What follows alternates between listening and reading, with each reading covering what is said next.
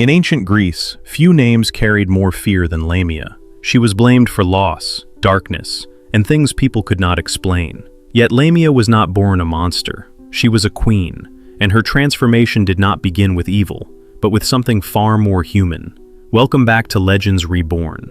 This channel exists to look beyond the surface of ancient myth, beyond the simplified versions that time leaves behind, and to return to the stories as they were first imagined. Tonight, our focus is Lamia, a figure known across Greek tradition, yet rarely understood beyond her reputation. Her name survived for centuries, but her story did not. So tonight, we step back into the earliest layers of her myth, before fear replaced the memory. This is the full legend of Lamia, before myth stripped her of her voice.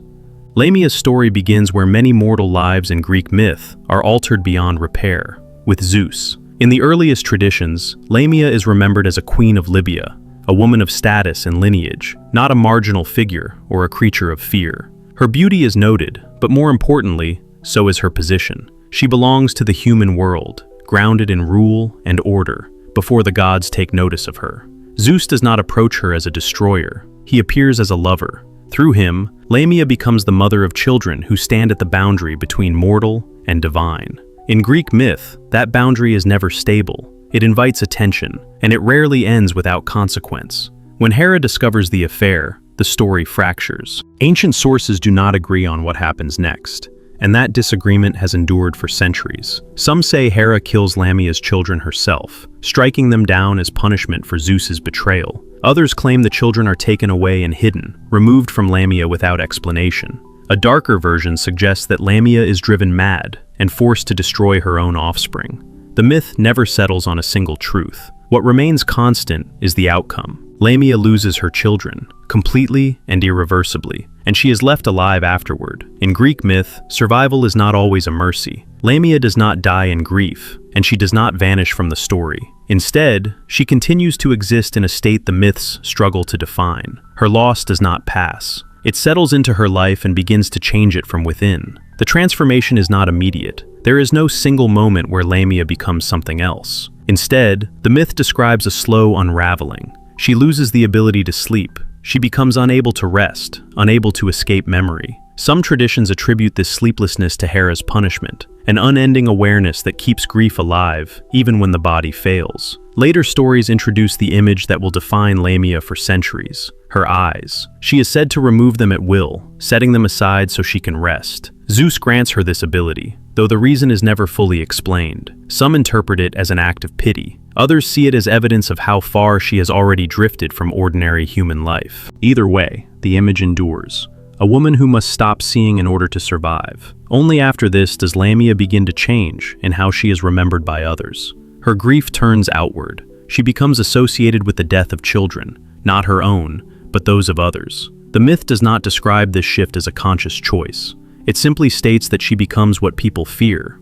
At this point, Lamia's story crosses an invisible threshold. She is no longer framed as a grieving queen, but as an explanation, an answer to loss that has no clear cause. In a world shaped by high infant mortality and little medical understanding, her name becomes a vessel for anxiety. Fear gathers around it. Meaning is projected onto it. Her actions are no longer contextualized. They are repeated. Lamia becomes a figure of the night, a presence blamed for disappearances, for deaths that leave no trace, for grief that arrives without warning. Parents invoke her name to frighten children into obedience.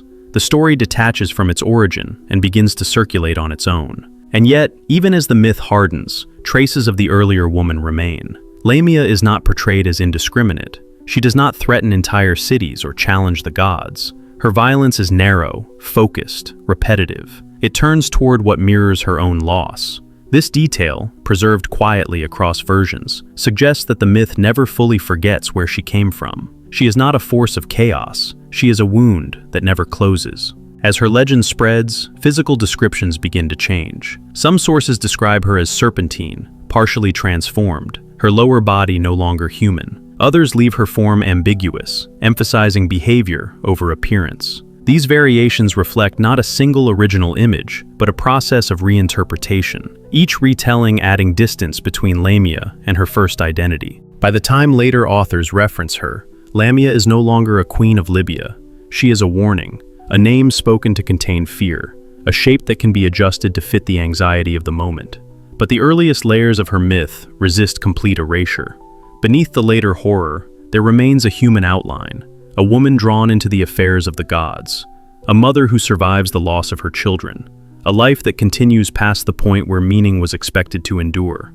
That unresolved tension between who Lamia was and what she became is never resolved by Greek myth. It remains suspended, and it is within that suspension that her legend takes root, growing darker as it moves further away from its beginning. By the time Lamia's name begins to circulate beyond her original story, something subtle has already changed. The myth is no longer centered on who she was, but on what she represents. Her grief, once specific and personal, becomes abstract. It detaches from its origin and starts to move through Greek culture as a warning rather than a memory. Lamia is no longer encountered as a queen who lost her children. She is encountered as a presence. Her association with the night deepens. She becomes something that moves after sunset, something unseen but felt. This shift matters. In Greek thought, the night is not only darkness, but uncertainty, the space where order weakens and explanation fails. By placing Lamia there, the myth relocates her pain into a realm where it no longer needs to be understood. She is said to hunt children, yet the stories rarely describe how or why. The details flatten. What remains is repetition, the same accusation told again and again until it no longer requires context. Her name alone becomes sufficient. At this stage, Lamia is no longer treated as a moral figure. She is not punished, redeemed, or judged within the narrative. She is simply used, invoked to frighten children into obedience, whispered to explain sudden loss, passed between generations as a word that carries fear without explanation. And still, her behavior remains strangely consistent. Lamia does not threaten adults at random. She does not seek power, territory, or worship. She does not turn against cities or challenge the gods. Her violence is narrow, focused on one thing alone. The myth never allows her to expand beyond it. This limitation is telling. It suggests that even as her humanity is stripped away, the story cannot entirely erase its origin. Her actions mirror her loss too closely. The wound remains visible beneath the monster.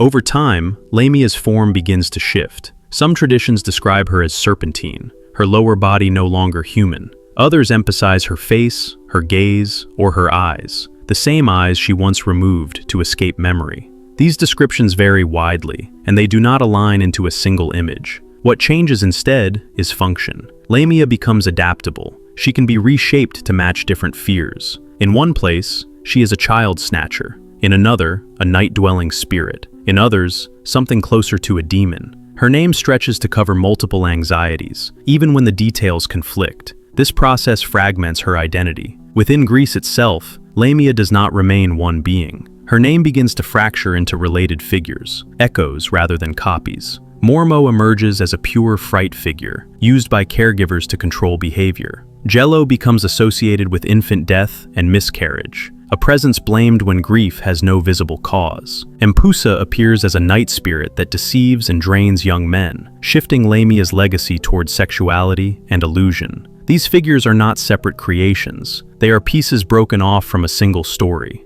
Each retains one aspect of Lamia and discards the rest. The mother becomes fear, the grief becomes danger, the woman disappears entirely. By this point, Lamia is no longer a character, she is a category. Her name is applied wherever explanation fails. It no longer refers to a life, but to an outcome. And because of that, it can survive without contradiction. It does not need to be coherent, it only needs to be useful. Yet even in this reduced form, Lamia is never framed as triumphant. She gains no authority from her transformation. She does not rule the night, she haunts it. Her existence is described as repetitive, cyclical, trapped within a single behavior that never resolves. This is not the portrait of a villain who chose her path. It is the portrait of a figure, frozen at the moment of loss, endlessly reenacted by a culture that no longer remembers why she exists. As centuries pass, writers reference Lamia without explanation, assuming familiarity. Her story is no longer told, it is assumed, and in that assumption, her origin fades further from view, but it never disappears completely. The earliest layers of the myth remain visible in the limits placed upon her. She is feared, but not revered, blamed, but not opposed, remembered, but not confronted. Greek myth allows her to exist only as long as she does not speak. Lamia's voice is absent from every version that survives. Her motives are never explored. Her grief is never addressed directly. The story moves around her, not through her. And in that silence, her transformation is completed. She becomes what happens when a human story is carried too far from its beginning, when pain is repeated without context, when memory is replaced by function, when a name survives, but the life attached to it does not. By the end of this process, Lamia is no longer recognizable as the Queen of Libya, but the shape of her loss still governs everything she is allowed to be. That unresolved tension remains at the center of her legend, not as a lesson and not as a warning, but as an absence, a space where meaning once existed, now filled by fear. And it is from that absence that Lamia continues to endure. When Lamia is compared to figures like Lilith, the connection is often made too quickly. Their names are spoken together because they occupy similar shadows, the night, fear, and loss that resists explanation. But their stories do not begin in the same place. Lilith is shaped by refusal. Her myth centers on departure and choice. Lamia is shaped by survival. Her story begins with loss, not rebellion. The resemblance lies not in origin, but in how later traditions used them. Both became names applied to fear when understanding failed.